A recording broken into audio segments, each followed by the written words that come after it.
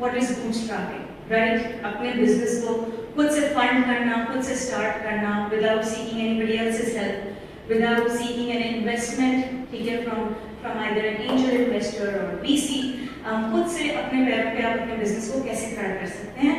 ये टॉपिक क्यों जरूरी है?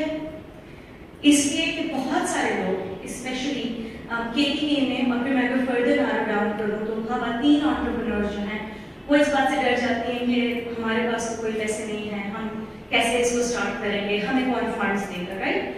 And one of the speakers that we have today is a female entrepreneur, and she'll tell you about her journey कि किस तरीके से उन्होंने bootstrap किया। So दूसरा रीजन ये भी है कि जिस किस्म के हालात हैं इस वक्त हमारे मुल्क के, we are all facing an economic downturn, right? बड़ी-बड़ी कंपनीज भी सफर कर रही हैं, तो स्टार्टअप्स ऑफ कोर्स सफर कर रहे हैं। So इस किस्म के हालात में कैसे आप कम से कम रिसोर्सेज को यूज करते हुए अपने बिजनेस को स्टार्ट कर सकते हैं। So आज हम बात करेंगे सिग्निफिकेंस ऑफ बूटस्ट्रैपिंग पे, एंड विदाउट फर्दर अडू मैं अपने स्पीकर्स को दावत देना चाहूंगी स्टेज पे। I have with me the wonderful and amazing Afshan Khan. She is the founder and CEO of Fast Move Packages, and also with me I have Jahangir. Jahangir is the co-founder of Dare.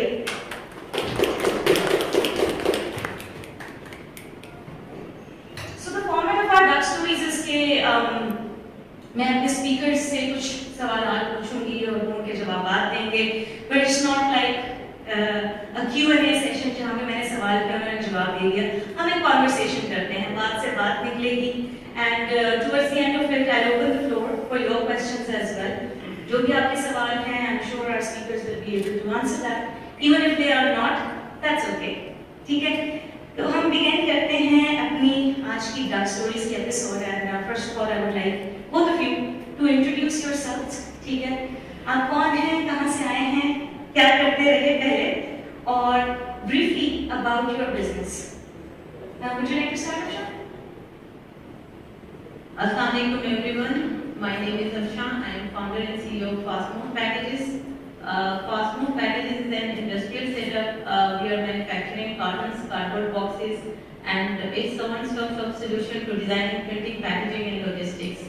I'm an entrepreneur, a business graduate. I have done BBA in finance from International Islamic University Islamabad, and then I did masters in project management from Nivist Islamabad. And after that, I did have some job experience as well, like almost a year. But I have been always keen to do my own business, and that's why I have so many ideas in my mind. I have been keen in designing. I have so much interest in designing that I wanted to go for a fashion brand. But when I came to the market and I was going through the hurdles which I faced for acquiring my packaging, I found the opportunity out of there, and I started my own venture named Fast Move Packages. And that's it. जी अस्सलाम वालेकुम, मेरा नाम जहांगीर अहमद है और मैं को founder हूँ बेरा का। Bera is a premium Peshawar chappal brand with the aim to build a sustainable business model for the local artisans. Back in 2017 में हमने स्टार्ट किया था, मैंने और राशिद ने, जो यहाँ पे है मेरे साथ, लोगों ने हमने स्टार्ट किया था, और इस वक्त अल्हम्दुलिल्लाह अराउंड 100 लोगों की टीम है जो हम लोग काम कर रहे हैं। हमारे 6 साल हो गए, और हमारा मेन एम ये था कि हमारी जो लोकल क्राफ्ट है उसको हम प्रीमियम क्वालिटी में लोकल एंड ग्लोबल मार्केट में सामने लेके आए। Thank you. एंड आपने अपने बिजनेस को जब स्टार्ट किया तो क्या स्टार्ट से ही आपको पता था कि आप बूटस्ट्रैप करेंगे या आप इन्वेस्टमेंट रेस करने की कोशिश करेंगे? मतलब क्या थॉट्स क्या थे? बिजनेस आइडिया तो आ गया आपके माइंड में, बट देन कैसे, मतलब थोड़ा सा मुझे इससे बताइए, हमारे ऑडियंस को बताइए कि what were the very initial thoughts just after having the idea. Jahangir आपसे शुरू कर लेते हैं। अच्छा, ये एक बड़ा मजे का क्वेश्चन है कि स्टार्ट कैसे किया था। हम लोगों ने जब स्टार्ट किया था तो हम लोग पार्टनर थे, और आइडिया ये था कि यार इस चीज़ को हमने आगे लेके जानी है, तो कैसे लेके जाने, हमारे पास पैसे नहीं है, तो पैसे जो है वो सेकेंडरी चीज़ है बिजनेस को चलाने के लिए। जो उसकी प्राइमरी चीज़ है वो ये है कि आपकी विल क्या है, आपने करना क्या है। माइंड हम दोनों की विल थी कि हमने इस चीज़ को करना है, पैसे आ जाएंगे। सो आज की हमारी डिस्कशन हो रही थी, जब हम पहला अपना ऑफिस ले रहे थे तो उसका रेंट था 1500 रुपीज़ ओनली। तो उस वक्त हमें मेरे ख्याल में 20,000 रुपए की टोटल ज़रूरत थी, और आज हम अपनी कुछ वर्किंग कर रहे थे तो हमें 10 करोड़ रुपए की ज़रूरत है। लॉन्ग टर्म में हर साल हर बिजनेस को पैसों की जरूरत होती है, और वो ग्रेजुअली जितना बड़ा होता जाता है उतने बड़े उसको पैसे चाहिए होते हैं, ये चलता रहता है। सो जब स्टार्ट किया था तो उस वक्त हमें पैसों की जरूरत थी, तो राशिद को एक अच्छी जॉब मिल गई थी। तो राशिद ने कहा कि मैं जॉब कर लेता हूँ, आप 100% इसको टाइम दो। तो राशिद अपनी सैलरी से हाफ सैलरी जो है वो बिजनेस में डालता था, और हाफ सैलरी वो अपने एक्सपेंसेस में डालता था। तो ऐसे हमने इसको स्टार्ट किया, और अल्हम्दुलिल्लाह इस वक्त जो है वो चीज़ें बहुत डिफरेंट से चल रही हैं। अच्छा, लेकिन राशिद को तो हाफ सैलरी मिलती थी, आपको क्या मिलता था? Right. The reason why I asked is that there comes a point in life, there comes an age in life when everybody wants to earn. और पैसा कमाए बगैर या फिर कोई constant source of income के बगैर जो है इंसान की self esteem भी बहुत hurt हो रही होती है। Especially हमारे माशरे में अगर मैं gender specific बात करूँ तो जो मेल होते हैं they're always taught कि भी आपने घर चलाना है, आप घर के बड़े हो सरबराह हो। तो that's why I asked कि आपको क्या मिलता था। अच्छा, अब आप बताइए। अच्छा, मेरे पास आइडिया भी था और मेरे पास फाइनेंसेस भी थे, मुझे इसको नहीं था क्योंकि I did had a gold with me, क्योंकि हमारे ट्रेडिशन है after marriage you get some gold, तो वो मेरे पास पड़ा था और मैं काफी टाइम से सोच रही थी कि मैं इसको इन्वेस्ट करके कुछ बिजनेस से स्टार्ट करूं। तो फाइनेंसेस का इशू मुझे नहीं था, मुझे जो मेन मसला था वो मेरे पास टेक्निकल नॉलेज नहीं थी, क्योंकि इंडस्ट्री जब आप लगाते हो उसमें मशीनरी और वो चीजें लेबर स्किल लेबर होना चाहिए, और इवन मुझे एबीसी पैकेजिंग की नहीं पता थी जो कि बहुत टफ था मेरे लिए ये चीजें लर्न करना। अभी आके मुझे पता चला है सारे मटेरियल टाइप्स क्या क्या हैं, आपने रेट्स कैसे निकालते हैं, और हमारे इतने कस्टमाइज्ड प्रोडक्ट्स हैं कि हर product it varies in rates depending on quantity और मटेरियल, और बहुत वास्ट फील्ड है। तो अभी जाके मैंने सीखा। गोल्ड का ये था कि मेरे पास इतना गोल्ड था कि मैंने उसे सिर्फ कार्टन सेटअप स्टार्ट किया था, छोटी सी मशीनरी ली और वो भी मैंने मैनुअल ली थी। उसके बाद फिर मैंने आफ्टर ए ईयर उसको एक्सपेंड किया, मैंने प्रिंटिंग प्रेस लगाया and then gradually I did seek some fund, तो उसको इन्वेस्ट करके आगे मैंने इसको एक्सपेंड किया। अच्छा, ये बहुत बड़ा रेयर होता है कि कोई खातून ने एक स्टेज पे आके बता रही हूँ कि उन्होंने अपनी गोल्ड को यूटिलाइज किया एज एन इन्वेस्टमेंट। मुझे आप ये बताएंगे कि जिस टाइम पे 2020 यू सेड वी स्टार्टेड 2020 पे इनिशियली जब आपने गोल्ड सेल ऑफ किया और आपके पास पैसे आए, वो इनिशियल अमाउंट कितना था? It was still less था, it was like I think 17 lakhs। तो उसको मैंने फिर उस इतनी मशीनरी ले ली थी कि मेरा काम और जो कि मैं बिल्कुल मैनुअल लेबर से करवा सकती, तो I hired 2 labor for that। उसके बाद फिर मैंने ऐसा ऐसा वो 1-2 मशीनरी ले ली थी from my own sales, और after that फिर बाकी मैंने उसको एक्सपेंड किया था। Wonderful, Jay. That's quite inspiring. I think women should take inspiration from that. कि ज़रूरी नहीं है कि आपके पास एक एसेट पड़ा हो तो आप उस एसेट से दूसरा एसेट नहीं बना सकते। So you know, she was wise, she was smart, and she was very bold. हमारे कल्चर में खवातीन स्पेशली अपनी शादी का अगर गोल्ड बेचने की बात करें, it's a big no, right? So anybody, any woman who wants to do that, please consult her, and I'm sure she'll give you some encouragement. अच्छा, कराया था, ठीक है? ये आज से 5 साल पहले की बात है। ये लिटरली लगता है ज़माने कदीम की बात है, क्योंकि 1500 रुपए सुन के मतलब इट्स अनबिलीवेबल। बूटस्ट्रैपिंग के काफ़ी स्टेजेस होते हैं, and obviously as a business you have to strategise, ठीक है, कि आप कौन सी स्ट्रैटेजी पे काम करेंगे, आपकी अप्रोच क्या होगी। मुझे बताइए कि he was working full time, you know, as he was employed elsewhere and you wanted to give 100% to business. जब बूटस्ट्रैपिंग स्टार्ट की, ठीक है, इनिशियल आपको 20,000 चाहिए थे, that's what you said. उस 20,000 को आपने कैसे डिवाइड किया और अपने एक्सपेंसेस को प्रायोरिटाइज कैसे किया? सो सिर्फ किराया कितना देना, आई बिलीव मैन्युफैक्चरिंग थी, लेबर था, रॉ मटेरियल था। तो जस्ट टेल आवर ऑडियंस कि पैसे तो आ जाते हैं, लेकिन और स्टेक होल्डर मैनेजमेंट पे थोड़ी सी बात कीजिएगा प्लीज। अच्छा, ऐसा है कि हमारे पास तो फंड्स ऑलमोस्ट इस तरह पहले में नहीं थे, तो हमने इस तरह किया था कि हम लोग मार्केट गए और मार्केट से हमने एक चप्पल ली थी जो जिसका नाम हमने रखा था खान चप्पल, बैक इन 2015 इस तरह के। तो वो चप्पल टोटली हमने खरीदी थी 600 रुपए की, और उस एक चप्पल को हमने फेसबुक पे डाली और फेसबुक से हमने उसके एड्स रन किए जो कि मेरे ख्याल में 300-400 रुपए पर डे के ऊपर था, और वहां से हमें ऑर्डर आना शुरू हुए और वो ऑर्डर हम जाके उनसे लेते थे डायरेक्टली, जो भी शॉपकीपर था उनसे लेके हम फिर उसी सेल्स को बढ़ाते गए और उससे आगे उसको लेके चलते गए। मेन जो वेंडर का प्रॉब्लम था वो उनको ये चीज समझ नहीं आती थी कि इंटरनेट पे कैसे बेची जा सकती है, ये नहीं हो सकता। तो वो सारे टिपिकल और सारे जो ओल्ड स्कूल इस तरह के वो लोग थे, तो उनको हमने समझाया कि हो सकता है, आप हमें थोड़ा सा हेल्प आउट करें तो हम इसको कर सकते हैं। तो उस वक्त हमने, मुझे ये याद है कि जब हमने उनसे पहला चप्पल लिया, फिर उसी एक चप्पल के लिए हमने उनको एक दिन में जाकर 5-5, 6-6 ऑर्डर उनको देना शुरू कर दिए। फिर वो 5-6 ऑर्डर बढ़ते बढ़ते 30 हो गए, 35 हो गए, तो उनको समझ आ गई कि ये चीज हो सकती है। फिर मार्केट में थोड़ी सी वो गाँव होना शुरू हो गई, लोगों ने हमें जानना शुरू कर दिया।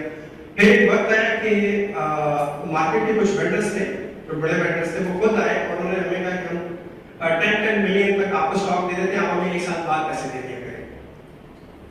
सो उनको वो कॉन्फिडेंस देना, वो खुद को इम्प्रूव करना, खुद को बताना कि ये मैं काम कर सकता हूँ, वो हमारे लिए चैलेंजिंग था और वो हम अपनी मिल से इजीली कर रहे थे। और वहाँ पे जाकर जितने भी हमारे स्टेक होल्डर्स थे उनको कॉन्फिडेंस हो गया कि ये चीज़ें हो सकती हैं, आगे बढ़ सकती हैं। फिर आहिस्ता आहिस्ता हमें 20,000 से जो है वो 50,000 की जरूरत पड़ी, 50,000 से 2 लाख की जरूरत पड़ी। फिर ऐसा ऐसा जितने भी आगे स्टेजेस हमारी जाने की हमें चीज़ें उस हिसाब से हमें चाहिए कि उस हिसाब से अरेंजमेंट करते गए, और उस हिसाब से फिर ये था कि जितने भी हमारे पार्टनर्स बनते गए, जो इन्वेस्टर्स बनते गए, उनको कॉन्फिडेंस था कि ये इतना कर चुके हैं, अगर इसके अंदर इतनी इन्वेस्टमेंट की जाए तो ये यहाँ तक जा सकते हैं। So this was So if in a nutshell I say you have become a marketplace for all those vendors, ठीक है? लेकिन अभी तक आपने अपना कोई सेटअप नहीं किया जहाँ पे आप खुद रॉ मटेरियल लें और मतलब कारीगर बिठाएं और उनसे बनवाएं, ऐसा नहीं है? ये बेसिकली इस तरह है कि 2015 से लेकर 2017 तक हम एक अलग प्लेटफॉर्म के ऊपर काम कर रहे थे, वो था dealskpk.com के नाम से, और वो मार्केट प्लेस था। 2017-15 जनवरी को हमने मेरा ब्रांड लॉन्च किया। जब मेरा ब्रांड लॉन्च किया तो फिर सारी चीजें हमें खुद करनी पड़ी, और आप वो सारी चीजें आप लोग वो सारी चीजें हम खुद कर रहे हैं। अच्छा अफशान, आपसे एक क्वेश्चन है कि आपकी स्टोरी बड़ी डिफरेंट सी है, ठीक है? पेरेंट्स ने पैसे नहीं दिए, कहीं से फंडिंग नहीं मिली, खुद से ही आप चल पड़े।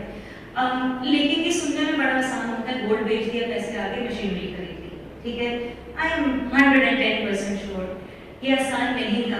इवन किसी मेल के लिए भी आसान ना हो, बट एज अ फीमेल ये और भी मुश्किल था। तो tell us about those challenges, ठीक है? और उसमें बताइएगा कि कितनी दफा ऐसा हुआ कि during the process you just decided कि बस खत्म, I want to give up. तो वो डिमोटिवेशंस हुई, कैसे हुई, then how did you rise up again and how did you continue? बिल्कुल ऐसे ही होता है जब आप एक बिजनेस स्टार्ट करते हो, और आई थिंक हर एंटरप्रेन्योर इस स्टेज से गुजरता है। स्टार्ट में तो बिल्कुल वो डीमोटिवेशन हो जाती है, कोई आपको कह दे कि नहीं ये नहीं कर सकता तो आप कैसे कर दोगे, आप उधर ही डस गिर जाते हो। बट बहुत कम लोग होते हैं कि जो फिर भी खड़े होकर कुछ कर लेते हैं, तो वही आगे जाते हैं। जो दूसरों की बातों में आके और जो दूसरों की बातें दिल पे ले ले, तो I think they can never go ahead. तो बात ये थी कि मैं भी शुरू में डिमोटिवेट हो जाती थी, जरा सी बात पे मुझे भी बुरा लगता था। लेकिन फिर ये था कि जब मुझे एक बंदे ने कहा कि यहाँ पे मत फैक्ट्री नहीं चला सकते मैडम, आप कैसे चलाएंगी, वो बात मेरे माइंड में थी और मुझे हमेशा क्लिक करती थी कि नहीं, you have to do it, you have to do it. और एक जो मेरा इंस्पिरेशन था वो मैं आपको बता दूं कि मैं पढ़ती थी कि हजरत खदीजा थी, शी वाज अ फीमेल, और वो अकेले एज अ ट्रेडर बिजनेस कर रही थी। तो वो मेरे माइंड में हमेशा बैठा था कि नहीं उन्होंने भी, तो वो फिर मुझे फील होना शुरू हुआ और मुझे रियलाइज हुआ कि नहीं अच्छा ये same it was the true story. हम सुनते थे उनको काफी चैलेंजेस थे, और तो वो चीजें मेरे माइंड में आती थी कि नहीं उन्होंने फिर भी बिजनेस किया, so I have to do and I have to prove this. और आज जाके मुझे पता चला कि I am the only female in the industrial area, जो कि मुझे ये 2-3 मेंशन नहीं करा है। और ये है कि सिर्फ मैंने नहीं रहना, अभी I want to facilitate other females, मेरे पास काफ़ी फीमेल्स आती हैं, उनको भी पूरा गाइडेंस ईच एंड एवरीथिंग देती हूँ। Even if they want to start with the machinery, उनको कनेक्ट करवाना, उनको वो सारा प्रोसेस समझाना जो मुझे किसी ने नहीं समझाया। So I do try my best कि मैं उनके लिए आसानी पैदा करूँ और भी फीमेल्स इसी सेक्टर में आए जिस तरह बाकी सेक्टर्स में फीमेल अपना रोल अदा कर रही हैं। तो बाकी जो चैलेंजेस थे, एक तो मैंने जिस तरह टेक्निकल की बात की कि मेरे पास टेक्निकल नो हाउ नहीं थी, लेकिन मैंने खुद खड़े होकर मैंने as a labour 1 year machinery पे काम किया अपने लेबर्स के साथ। कस्टमर आता था, वो देखते थे, वो कहते थे अच्छा मैं यहाँ पे कौन मैनेजर है, वो सारे कहते थे मैम कस्टमर आया, तो वो खुद ही हैरान हो जाता था कि अच्छा इस चीज और आप यहाँ पे मैनेजर है। और 1 साल तक मैंने किसी को नहीं बताया था कि आई वांट दिस फैक्ट्री, मैं ये कहती थी कि आई एम द मैनेजर और I am running it as a manager. तो उसमें ये था कि कस्टमर्स जो है ना वो उनको होता था, क्योंकि फीमेल्स के लिए वो ट्रस्ट बिल्ड करना इट टेक्स टाइम, और आपके पास ना सप्लायर्स आपको इस तरह एकदम से ऑर्डर्स देते हैं, आपको रॉ मटेरियल वगैरह में सपोर्ट करते हैं। जब आपका ट्रस्ट बिल्ड हो जाए, लेकिन आफ्टर अ ईयर जब उन्होंने देखा कि ये फीमेल थी, तो उनके लिए तो मैं एज अ मैनेजर काम कर रही थी, और उनको जब एकदम से सबको पता चले कि no I am the owner of this factory, तो उन्होंने कहा कि नहीं मैम ने तो बड़ी तरक्की कर दी तो अभी आके ये सबको कहती कि आई एम द ऑनर। तो बात ऐसे नहीं होती, उसके पीछे जो आपने बात की है कि जो फेलियर्स और जो चैलेंजेस हमने फेस किए होते हैं वो किसी को नजर नहीं आते, सबको सिर्फ ऊपर वाली चीज नजर आती है। जब मैंने शिफ्टिंग की, मैं बड़े फैसिलिटी में गई, मैंने और मशीनरी एक्वायर की, तो सारे यही कहते थे कि मैम ने तो बहुत ऑर्डर शायद जनरेट करके इनके पास कस्टमर से और ये बहुत आगे निकल गई है, हालांकि ऐसे नहीं होता, उसके पीछे हार्ड वर्क बहुत ज्यादा होती है। ऑडियंस को भी नहीं पता, आपके पास इस वक्त कितनी वर्कफोर्स है और कितनी जॉब अपॉर्चुनिटीज आपने क्रिएट की हैं? अभी स्टाफ शुरू में मेरे पास सिर्फ 5 लेबर्स काम करते थे, और मैं अकेली, मैं भी उनके साथ एज लेबर भी काम करती थी, एज ए मैनेजिंग डायरेक्टर भी काम करती थी। बट नाउ लास्ट ईयर मैं दोशल में इंटीग्रेट हुई, और दोशल से मैंने बहुत कुछ सीखा। उन्होंने उधर मैंने आइडिया भी किया था कि I want to digitise my packaging business, एक डिजिटल पैकेजिंग पोर्टल लेके आना चाह रही हूँ जहाँ लोगों के लिए आसानी होगी, क्योंकि आफ्टर कोविड, और मैंने स्टार्ट भी उसी ईयर किया था जब I was hit by Covid. तो कोविड के दिनों मुझे रियलाइज हुआ कि नहीं, बाकी बिजनेस डिजिटल पे जा रहे हैं, तो मुझे भी इस ट्रेडिशनल से निकल के कुछ नया करना चाहिए, उस साइड पे जाना चाहिए। तो वो फिर मैंने आइडिया पिच किया था, दोशल में सिलेक्शन हुई, वहाँ पे फिर मैंने स्टाफ हायर किया, मेरे पास 3 बंदे थे, और अभी करंटली मेरे पास 5 स्टाफ में काम कर रहे हैं। अपार्ट फ्रॉम दैट मेरे पास 13 लेबर फोर्स होती है लाजमी हर हाल में। सो और बाकी काफ़ी चीज़ें ऐसी हैं जो हमने आउटसोर्स कराई है, जो कि हम घरों में फीमेल से काम देते हैं, पेस्टिंग वगैरह है। जबरदस्त। हमारे टॉक से पहले मैं आशा से बातचीत कर रही थी और उन्होंने एक चीज़ बड़ी ज़बरदस्त बताई। आप क्या कह रहे थे कि आपकी बोर्ड पे आपको हर साल ज़कात भी देनी होती है, ऐसे नहीं राइट? तो आपने क्या सोचा था? आई थॉट कि मैं यही अगर इसको इन्वेस्ट करूं तो वही ज़कात अगर मेरे लेबर फोर्स को जाए, अपॉर्चुनिटीज क्रिएट हो, सैलरीज उनकी तरफ जाएंगी, तो आई थिंक इससे और बड़ी बात हो ही नहीं सकती। और जब बिजनेस ग्रो करता है तो आप और अपॉर्चुनिटीज लेके आ सकते हो, लेकिन अगर मेरा वही पॉट अभी भी घर में पड़ा होता, अभी भी मैं उसी पे ज़कात देती रही, ना उसी से मैंने कोई रेवेन्यू जनरेट किए होते, ना मैंने अपना ड्रीम अचीव किया होता, और ना ही मैंने और अपॉर्चुनिटीज क्रिएट की होती। Absolutely. So this is one thing जो मुझे बहुत ज़्यादा इसने इंस्पायर किया कि जो थिंकिंग थी वो बहुत डीप थी, वो एक सुपरफिशियल लेवल पे नहीं थी। And one thing I really appreciate is कि आपने कहा कि बस लगे रहना होता है, और उसके साथ जो ह्यूमिलिटी है कि 1 साल लेबर फोर्स के साथ काम करना, and to hide the fact that she owns, हमारे यहाँ everybody wants to become CEO, बहुत fancy है ये word CEO, the hat of CEO, the chair of CEO looks very nice, it's very appealing. लेकिन उसके साथ साथ जो हम्बलनेस चाहिए होती है वो बहुत कम फार्मर्स में है। So truly this is inspirational. आपकी तरफ बढ़ते हैं Jahangir. It's been almost 5 years since Bera is in business right, और थोड़ी देर पहले आपने बताया कि आज आप लोग कुछ मैथ कर रहे थे, 10 करोड़ चाहिए राइट। अभी तक इन्वेस्टमेंट क्यों नहीं रेस करने का सोचा, या कभी सोचा है तो क्या फैक्टर्स हैं जो आपको आपकी सोच को हिंडर कर रहे हैं, क्यों नहीं रेस कर पाए, क्या इरादे हैं मूविंग फॉरवर्ड, इस पर थोड़ा सा इलैबोरेट करें। इसमें दो चीज़ें थी। एक ये था कि हमारा जो बिजनेस मॉडल है वो हैंडमेड है, वो इस तरह कह लें कि जो उसकी प्रोडक्शन है वो मैस प्रोडक्शन नहीं हो सकती, और हर एक जो वीसी है उसको अपने पैसों के ऊपर पैसे बनाना है, तो उनको ऐसा प्रोडक्ट चाहिए जो मैसिवली स्केल हो सके। ये एक प्रॉब्लम था जब भी हम किसी भी बड़े वीसी के साथ बात कर रहे थे, तो उनको ये चीज़ समझ नहीं आती कि यार ये नंबर बहुत छोटा नंबर है, we need a big number. So फिर हमने ये किया कि हमने उसकी मार्केट वायबिलिटी थोड़ा सा उसको बढ़ाना शुरू किया, और हमने ग्रेजुअली उसकी तरफ आए। नेक्स्ट हम बिल्कुल प्लान कर रहे हैं, अब हम इन्वेस्टर की तरफ मूव करेंगे, प्रॉपर्ली मूव करेंगे, क्योंकि हमने इसको टैक्स से स्टार्ट किया था, ई कॉमर्स प्लेटफॉर्म था, अभी तक वही है। फिर हमने 1.5 साल पहले 2 साल पहले इस तरह कह रहे कि हमने शेल्फ स्टोर्स के ऊपर गए, हमने एक इस्लामाबाद में शेल्फ स्टोर किया, एक हमने कराची में किया, उससे हमें बड़ा अच्छा फीडबैक मिला, उससे हमारे जो कस्टमर्स हैं, इन्वेस्टर्स हैं, उनको कॉन्फिडेंस मिलना शुरू हुआ कि ये चीज़ ग्रो हो रही है, डे बाय डे ग्रेजुअली ये बढ़ रही है। और दूसरा ये था कि ये जो इंडस्ट्री है हमारी कॉटेज इंडस्ट्री, कभी ये इंडस्ट्रियलाइजेशन पे गई ही नहीं है, किसी ने इसके ऊपर काम ही नहीं किया। तो जितने भी बड़े बिजनेस थे, जितने भी बड़े इन्वेस्टर्स थे, वो यही सोचते थे कि यार इसको स्केल कैसे करें। स्केलिंग का बहुत बड़ा एक फैक्टर था, और कोई इसके ऊपर शायद काम नहीं करना चाहता था, तो हमने ये चैलेंज किया और हमने जब इसके ऊपर काम शुरू किया, एंड फिर वो चलते चलते अब वो स्टेज आ गई है जहाँ पे हम सोच रहे हैं कि नेक्स्ट राउंड जो है एक ये राउंड करेंगे, इस राउंड के बाद जाके हम किसी की तरफ मूव फॉरवर्ड करेंगे, और उसके अंदर फिर हमने कंप्लीटली पूरा एक प्लान है जिसमें हमारे फ्लैगशिप स्टोर्स हैं, पूरी एक मैन्युफैक्चरिंग का सिस्टम है, और बहुत सारी चीज़ें, उस वक्त हम फिर उसकी तरफ मूव आउट करेंगे। सो ये जो मेन चैलेंज था वो ये था कि स्केलिंग नहीं है, तो इसलिए इन्वेस्टर को यकीन नहीं करता। अच्छा, इन कनेक्शन टू दैट, ये तो आपने बता दिया कि क्या बैकग्राउंड है, डज इट फील बैड कि as a business, as a startup आप इन्वेस्टमेंट नहीं रेज कर सके, और हमारे यहाँ बस इन्वेस्टमेंट पे बातें हो रही हैं? डज इट एक मोरल डाउन होता है?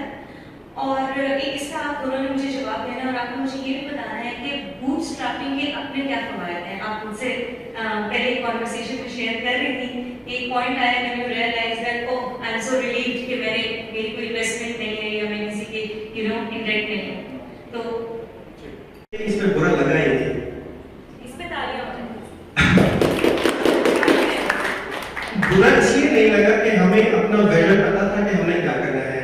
दुनिया में जो सबसे अमीर आदमी है एक्चुअली वो गुची का फाउंडर है। Gucci is a fashion brand, ठीक है, वो पब्लिक में इतना नहीं आता, लेकिन वो दुनिया के सबसे अमीर आदमी है। हम ये सोचते थे कि अगर वो बन सकता है तो हमारा ये प्रोडक्ट क्यों नहीं बन सकता, हम क्यों नहीं बन सकते। तो हमने सोचा कि यार हम अपना काम करते रहते हैं, इन्वेस्टर को अपना काम कर रहे थे, वो अपनी चीजें देख रहे हैं, हम अपनी चीजें देख रहे हैं। हमने अपनी स्टेज के ऊपर, जिस स्टेज के ऊपर हमें जितना चाहिए था, हमारी जितनी स्ट्रेंथ बढ़ रही थी, हम जितना जॉब कर रहे थे, हम उतना ही अपने उतनी ही फंड रेजिंग की तरफ जा रहे थे, और उतना ही फंड हम रेज कर रहे थे। और वो सारी फंडिंग जो थी वो इस तरह की बूटस्ट्रैपिंग थी, वो सारे फ्रेंड्स एंड फैमिलीज में से थी। अभी तक हमने अपनी जो एक्टिविटी है वो डाइल्यूट नहीं की। तो हमारे इस तरह के 4 पार्टनर्स हैं, वो इनिशियल जो भी पार्टनर्स थे वही पार्टनर्स हैं, और उन पार्टनर्स के साथ हम लोग चल रहे हैं। सो नेक्स्ट हमारा जो प्लान है वो यही है कि हम इंशाल्लाह सीरीज ए की तरफ जाएंगे, तो वो मिनिमम $10 मिलियन होनी चाहिए। अच्छा, जिस तरह मैंने इन्वेस्टमेंट किए 12 मिलियन की आपको बताया, तो मैं उससे ज़्यादा कई रेवेन्यूज भी जनरेट कर चुकी हूँ अभी तक। Till date it's like 22 million revenues में डबल ऑलमोस्ट द अमाउंट कर दिया है। So I am happy with it कि जब आप इन्वेस्ट करते हो यू आर हैप्पी कि आपने उससे ज़्यादा कमा भी लिया, और पैसे कैसे आते हैं, कब गए, मुझे पता ही नहीं लगा। मैं हर मंथ यही सोचती हूँ कि शायद इस मंथ मैंने उतना नहीं कमाया, मेरे इतने रेवेन्यूज नहीं हुए। दुर्शल ग्राउंड जितने भी एक्सेलरेट प्रोग्राम्स के साथ मैं इंक्यूबेट हुई थी, हमसे मंथली रिपोर्ट्स मांगते थे। उससे पहले मैंने कभी रेवेन्यूज इस तरह मैं रेगुलरली काम नहीं करती थी। हाँ, रिपोर्ट्स करती थी, लेकिन उस तरह मैं नहीं करती थी। तो जब वो मैंने करना शुरू किए, और जब मैं मंथली देखती थी, तो मैं सोचती शायद मोस्टली मेरे 3 to 4 lakhs रेवेन्यूज जनरेट में होंगे। और वो जब मैं अपलोड करती थी एक्सेल पे, तो इट वाज लाइक 12 से 15 मिलियन से कभी मेरे काम गए ही नहीं है। सो वो बहुत खुशी होती है कि नहीं आप इतना ज्यादा कर रहे हो, और वही पैसे आके उसी को रीइन्वेस्ट करके रॉ मटेरियल एक्वायर करना, बाकी मशीनरी हमने ली और उसी तरह आज तक चलाया है।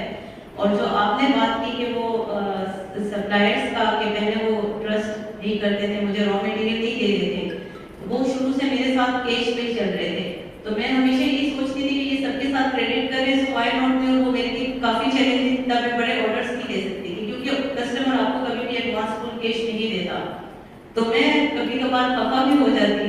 लेकिन फिर ये था कि आज अभी मुझे रियलाइज हुआ, आज बहुत सारी इंडस्ट्रीज बंद हो गई और बंद होने की तरफ जा रही है, तो वो मुझे पता चला कि उनके ऊपर इतने क्रेडिट्स चढ़ चुके हैं कि दे आर अनएबल टू पे दोस, और अब उनको और रॉ मटेरियल नहीं दे रहे सप्लायर्स। लेकिन मैं एक सेफ साइड पे रह चुकी हूँ उस वजह से, क्योंकि मैं कैश पे थी और अभी भी कैश पे I am used to it, तो वो अच्छी डेली हैबिट बन गई है।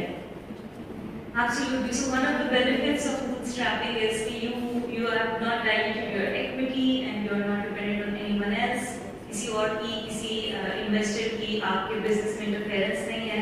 So you are really the boss of your game, right? अच्छा, मुझे ये बताएं कि आपने चूंकि सिरे से खुद ही स्टार्ट किया, अभी आपने जिक्र किया कि आप दोरशल में इंक्यूबेट हुई, एंड आई बिलीव आपने सीड फंडिंग की वहाँ से ली, राइट, और एक्सेलरेट प्रॉस्पेरिटी का भी आपने जिक्र किया। So I want you to share with our audience what prompted you कि अब आप इंक्यूबेशन की तरफ जाना चाह रही हैं या कहीं से फाइनेंसिंग लेना चाह रही हैं, उसकी क्या वजह है?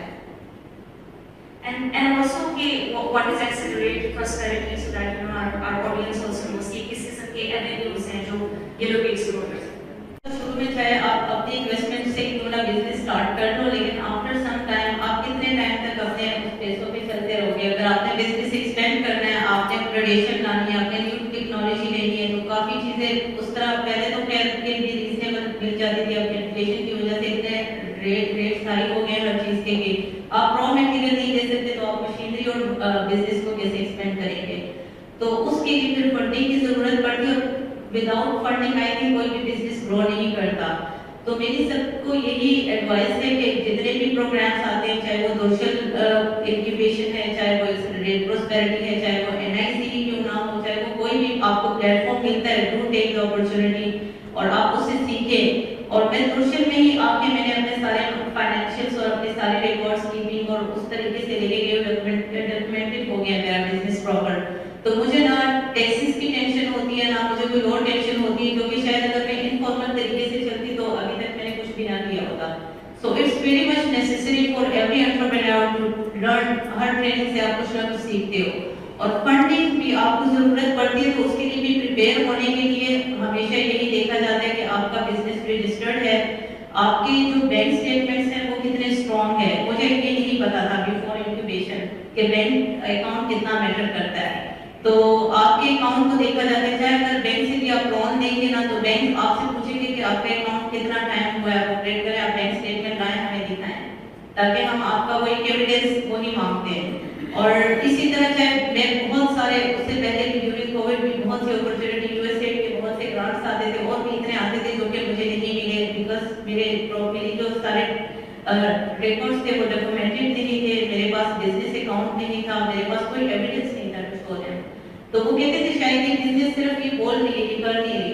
तो उन चीजों के लिए प्रिपेयर रहना मींस कि फंडिंग कभी भी जरूरत। कोविड आया है, कोविड की वजह से बहुत से बिजनेसेस क्लोज हो चुके हैं। अभी दोबारा आज मुझे पता चला कि 5 to 6 फैक्ट्रीज हमारे इर्द-गिर्द बंद हो गई हैं, बिकॉज नहीं उन रजिस्टर्ड नहीं है उनके पास, अब वो पिचिंग नहीं कर सकते, आगे जाके इन्वेस्टर से फंड्स नहीं सीख कर सकते। एंड आई एम अल्हम्दुलिल्लाह, मुझे तो अभी केबीसी फंड भी मिला है, I have raised debt as well, तो वो भी मुझे दोशल के थ्रू, अगर शायद मैं दोशल में भी वेट ना होती तो मुझे ये अपॉर्चुनिटी भी ना मिलती, और बिकॉज ऑफ दैट मुझे काफी ज्यादा सपोर्ट मिला है, and I am able to upgrade my business to new technology and bring automation into it. Jahangir, आपसे मैं पूछना चाहूँगी, you were, I believe, incubated at NIC, right? Sometimes our entrepreneurs, our aspiring entrepreneurs, are not very clear कि incubators और accelerators हमारे लिए करते क्या हैं, right? या तो शुरू में motivation level बहुत ज़्यादा होता है, फिर at some point वो एकदम से नीचे की तरफ जाता है, just commits. उसमें थोड़ा सा just shed some light हो रहा है, आपका कैसा एक्सपीरियंस रहा being incubated और क्या opportunities क्या मिली आपको? अच्छा, इंक्यूबेशन में जिस तरह शाह ने बताया कि आपकी जो चीजें हैं वो स्ट्रीमलाइन कर देता है। इंक्यूबेशन का ये काम होता है कि आपकी जितनी भी हैफेज़र्ड चीजें आपको कह रहे हैं उसको एक मैनेज तरीके से आपको बताएं कि इसको मैनेज कैसे करना है और इसको आगे कैसे लेकर जाना है, इसको डॉक्यूमेंट कैसे करना है, आपने अपनी स्ट्रैटेजीज कैसे बनानी है, आपने अगले 5 साल में क्या करना है, वो सारी चीजें आपको एक इंक्यूबेशन जो है वो प्रॉपर्ली बताता है। हमारा फोकस भी यही था। बेसिकली हम लोग एनआईसी में एक्सीलरेशन क्लास में थे। एनआईसी से पहले एक प्रोजेक्ट था पेशावर 2.0 का रिवोल्ट के नाम से। वहाँ पे हमने इंक्यूबेशन की थी, 6 मंथ की हमारी इंक्यूबेशन थी और वहाँ पे सारी चीजें हमने प्लान आउट की थी और वहाँ से हमें आइडिया हुआ था कि यार जितने भी बड़े बिजनेसेस हैं वो ग्रो क्यों करते हैं और ये छोटे बिजनेसेस हमेशा छोटे क्यों रह जाते हैं। बड़े बिजनेसेस इसलिए ग्रो करते हैं कि उनके पास स्ट्रैटेजीज होती हैं, उनके पास एक प्लान होता है, वो टीम्स बनाते हैं और उन टीम को वो पूरा प्लान आगे डिस्ट्रीब्यूट करते हैं और वहां से आगे उसको आगे लेके चलते हैं। सो एनआईसी में जब हम लोग यहाँ पे आए तो वो सारी चीजें हमने अपनी स्ट्रीमलाइन की, हमारी सारी चीजें जो थी वो हमने बेहतर की और जो सबसे बड़ा एक फायदा हुआ वो ये था कि हमारी जो कनेक्शन थे वो बहुत स्ट्रॉन्गली एनआईसी के थ्रू डेवलप हो रही है। ये हमें गवर्नमेंट ऑफिशियल्स जब तक जहाँ पे हम लोग एक्सेस नहीं कर सकते थे वो एनआईसी के थ्रू हमने वहाँ पे एक्सेस किया। हम लोग एनआईसी हमें प्राइम मिनिस्टर हाउस लेके गए, वहाँ पे हमने पिचिंग की, हमने प्राइम मिनिस्टर को बताया कि हम लोग क्या कर रहे हैं, किस तरह कर रहे हैं, सारी चीजें। सो एनआईसी के थ्रू जितनी हमारी नेटवर्किंग हुई बड़ी स्ट्रॉन्ग थी, बहुत ही स्ट्रॉन्ग थी। ये एक बहुत बड़ा हमारा ऐसा। दूसरा ये था कि हम अपने जितने भी प्रोसेस जो भी चीजें करते थे वो इम्प्लीमेंट करने से पहले हम लोग अपने मेंटर के पास लेके आते थे और उनसे वेरीफाई करते थे कि यार ये चीजें हम लोग इस तरह कर रहे हैं, तो आप इसको वेरीफाई कर दीजिए कि ये ठीक है या नहीं।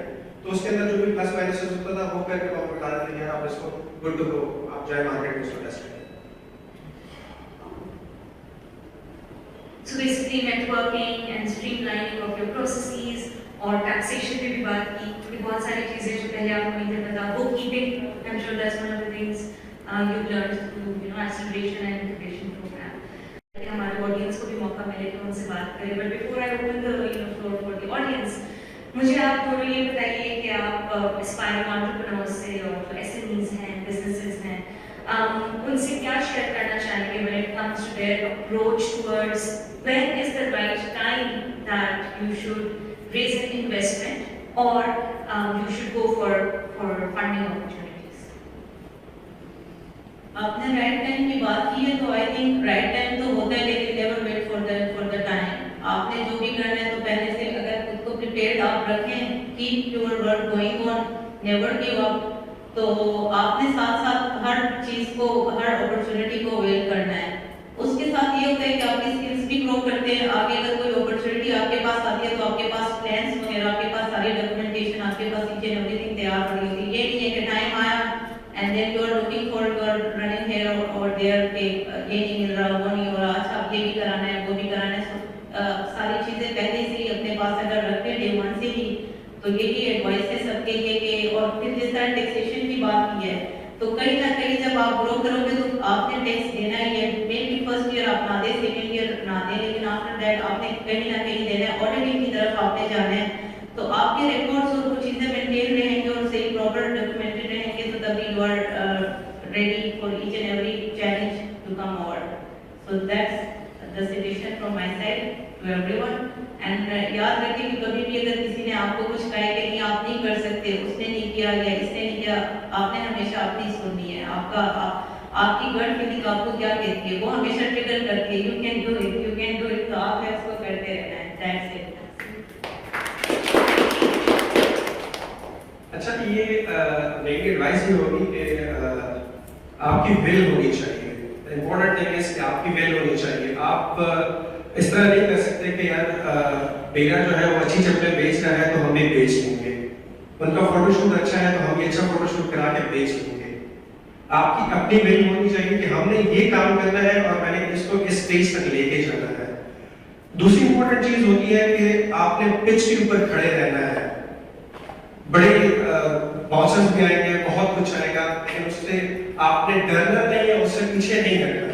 जब तक आप पिच के ऊपर खड़े हुए हैं आपको लूज बॉल भी आएगा, थक भी जाएगा, बहुत कुछ होगा, आप बहुत कुछ आगे लेके चले जाएंगे।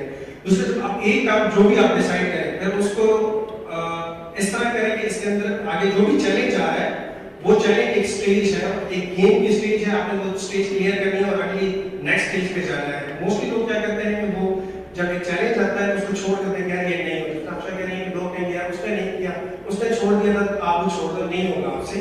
तो आप उस चीज को थोड़ा सा अपने पॉजिटिव लेंगे, यार एक गेम है और मैंने यही काम करना है, इस चैलेंज को सॉल्व करना है, इसके लिए सोल्यूशन देखना है, इसके लिए किसी के साथ मिल के बैठना है, उसे गाइडेंस देनी है और इसको आगे हमें सॉल्व करना है। तो एक काम करें, जो भी करें और उसी के ऊपर प्रॉपर्ली फोकस करें और प्रॉपर दिल से उसी के साथ काम करें। मैं एक बड़ी क्रिकेट की एग्जांपल देता हूँ। हमारे पास 2 प्लेयर्स हैं बड़े जो इस वक्त आजकल खेल रहे हैं, बाबर और रिजवान। मैं इन दोनों को जानता हूँ, इन दोनों की प्रैक्टिस मैंने देखी है कि प्रैक्टिस किस तरह करते हैं। ये दोनों सिर्फ क्रिकेट खेलते हैं। इन दोनों का यही मानना है कि हम क्रिकेट के लिए बने और हम सिर्फ क्रिकेट खेलते हैं और इसलिए वो सक्सेसफुल है। वो किसी शोबेज और इन चीजों की तरफ नहीं देखते, वो किसी और चीज की तरफ नहीं देखते, वो अपनी गेम की तरफ देखते हैं। क्योंकि वो कहते हैं कि यार हम क्रिकेट खेल रहे हैं तो हमने क्रिकेट खेलनी है, क्रिकेट में हमने बैटिंग करनी है तो हमने बैटिंग ही करनी है। और उनकी प्रैक्टिस दोनों नेट पे एक बंदा जो है वो 6-6 घंटे प्रैक्टिस कंटिन्यूसली करता रहता है और मेरे ख्याल में 10-10 12-12 बॉलर्स होते हैं, वो थक जाते हैं लेकिन दोनों लगे होते हैं। सो एक ही चीज डिसाइड करें और उसी के ऊपर इस फोकस से काम करें, यार यही करना है और एंड तक यही करना है। So intuition, preparation and focused approach. ठीक है जी। With that, I would like our audience, अगर किसी का कोई भी सवाल है, so please without, हाँ जी, आगे आ सकते हैं please.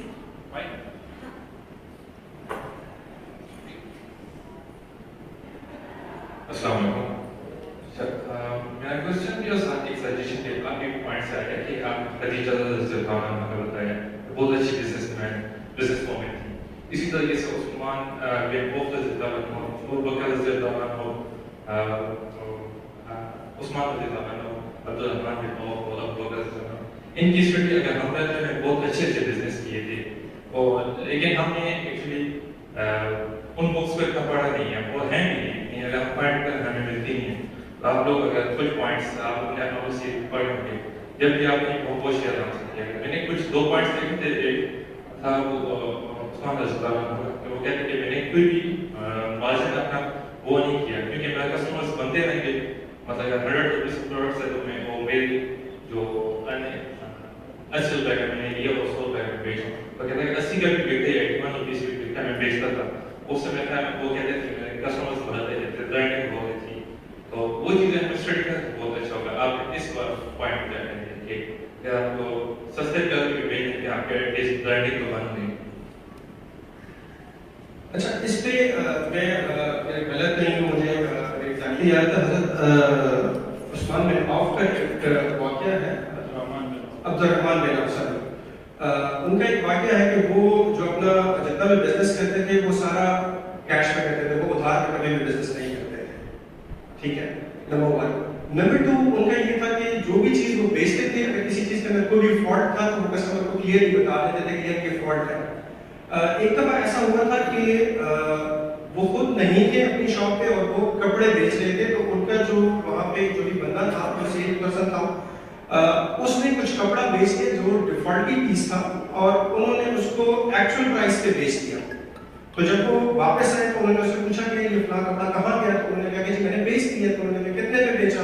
उन्होंने कहा एक्स अमाउंट पे बेचा। तो उन्होंने कहा नहीं, एक्स अमाउंट तो बिल्कुल न्यू किया है, इसके अंदर तो डिफॉल्ट था, तो आपने क्यों बेचा? उन्होंने कहा कि जी मैंने तो बेच दिया, मुझे तो नहीं पता लगा। उन्होंने कहा इस तरह करो कि जो प्रॉफिट एक्स्ट्रा प्रॉफिट हुआ है ये प्रॉफिट उठाओ और रोड की उस साइड पे जाओ, नीचे कपड़ा बिछाओ, ये पैसे ऊपर रखो और आवाज लगाओ कि यार ये पैसे जिस जरूरतमंद को चाहिए ये ले लें और ये पैसे हराम के पैसे हैं, ये पैसे हराम के पैसे, ये आवाज आपने करनी है, ये बताना है कि यार ये हराम है क्योंकि मैंने उसको नहीं बताया था और मैं उस बंदे को नहीं जानता, तो ये पैसे जो है ये मेरे लिए हराम है क्योंकि मैं उसको नहीं। तो ये चीजें बड़ी इंपॉर्टेंट है। अच्छा, बेरा में हमारा जो इस वक्त मैं कह सकता हूँ अल्हम्दुलिल्लाह हमारा 39% रिटर्निंग कस्टमर है। वो क्यों है?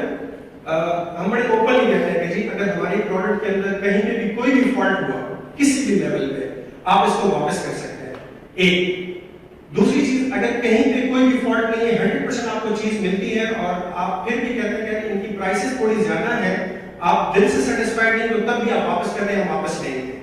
क्योंकि हम कहते हैं कि जी जो पैसे आपने दिए, जो प्रोडक्ट आपने लिया है, उससे आप अगर खुश नहीं है, आप उससे मुतमईन नहीं है, तो आप उसको एंजॉय नहीं कर पाएंगे, इसलिए आप उसको वापस कर देंगे, हम आपके 100% पेमेंट वापस कर देंगे। तो ये बहुत जरूरी है इन चीजों को पढ़ना, इन चीजों को देखना, इन चीजों को समझना। हम अपनी जहाँ तक हमारी नॉलेज है, जितना हम समझ सकते हैं, ये हम लोग बिल्कुल करते हैं। बिल्कुल, जिस तरह हमारे प्रॉफिट उनको कहा जाता है वो हमेशा सच बोलते थे, उसके अलावा वो कोई चीज़ भी नहीं बेचते थे। अब मार्केट में ये होता है कि पाकिस्तान में बहुत लोग हैं जो गलत तरीके से भी कमाते हैं। जो अब हमारी पैकेजिंग की एग्जांपल ले लें तो हमारा पेपर ड्रामेज होता है, जो कि हम फॉर्मूला में पुट इन करते हैं तो 115 होता है, 145 होता है। तो एक जब शुरू में मैं एक ऑनर के साथ बैठ के कैलकुलेशन कर रही थी तो वो स्टैंडर्ड जो हमारा है वो था इट वाज 125 ड्रामेज, और वो कह रहा था मैम आप ये 130 लगाया करें। मैंने कहा no I will never do this. 125 है तो 125 ही लगाना है, 130 है तो 130 ही लगाना है, उससे थोड़ा सा रेट इंक्रीज हो जाता है जो कि कस्टमर को नहीं पता चलता। तो इस तरह का नहीं करना चाहिए। और हमेशा वो कहते हैं बिजनेस में हमेशा याद रखें you have to be honest and speak the truth. Customer को डायरेक्ट बताया करें। वो आपको अगर कोई नुकसान भी हो रहा है ना, इट्स माय एक्सपीरियंस, कहीं और से अल्लाह आपको वो दे ही देता है, वो आपका कंपनसेट हो जाता है। तो आपने कभी भी ये दिल पे नहीं देना कि अच्छा वो तो गलत रेट्स दे रहे हैं, वो तो बहुत आगे निकल जाएगा, never, it never happens. So this is a suggestion.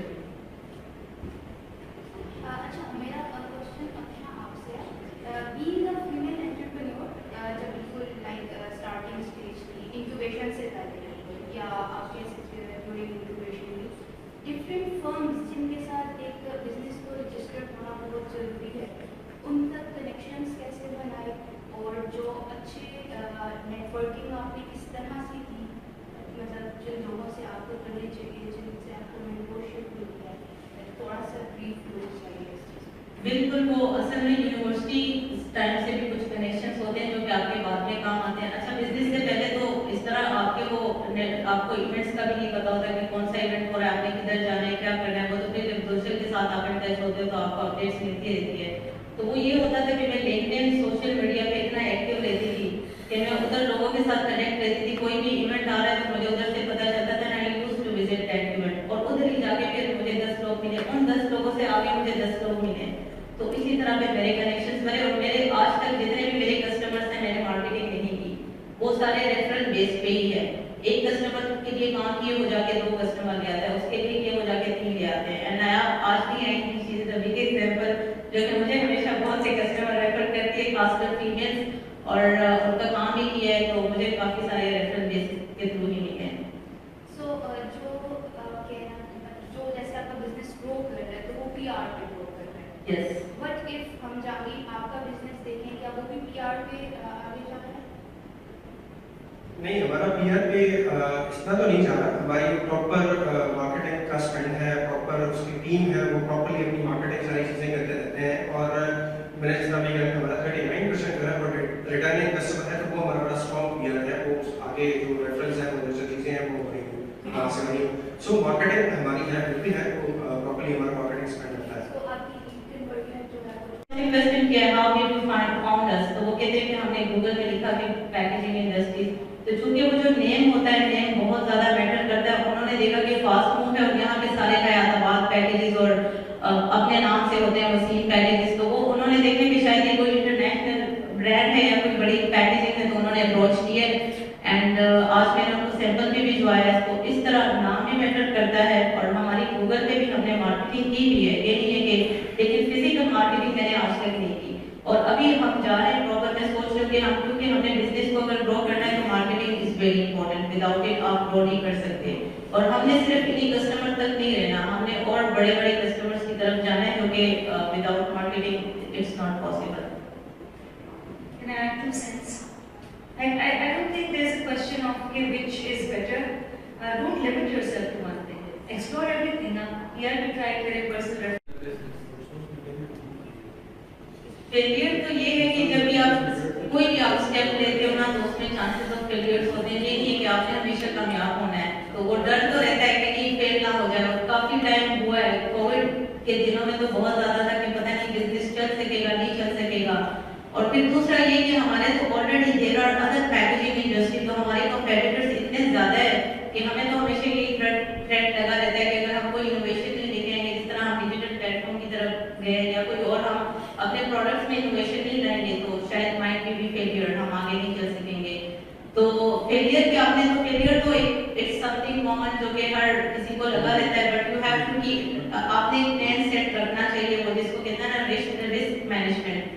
तो आपने जो आपके रिस्क फैक्टर्स हैं तो वो आपने आइडेंटिफाई कर लेने हैं, और उसको आपने मिटिगेट कैसे करना है, उसके आगे क्या आपने स्ट्रेटजीज बनाई है। तो अगर वो आपके पास तैयार हो तो फेलियर अगर